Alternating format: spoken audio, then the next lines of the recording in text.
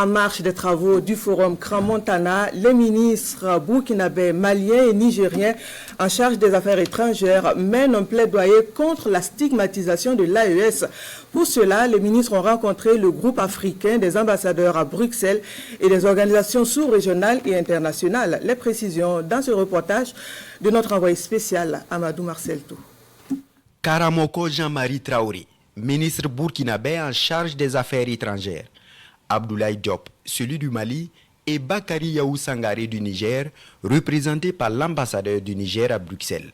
Ils sont à la rencontre du groupe africain des ambassadeurs à Bruxelles.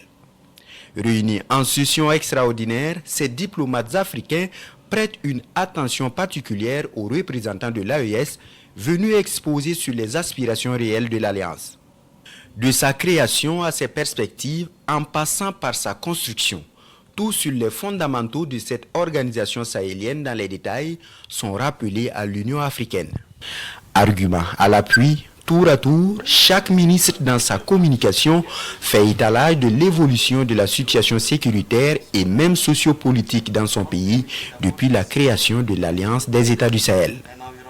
Il est cependant regrettable que le dialogue avec des organisations sous-régionales soit au point mort, ont-ils indiqué à l'Assemblée avant de se retrouver face à d'autres décideurs, organisations sous-régionales, européennes et internationales pour le même exercice.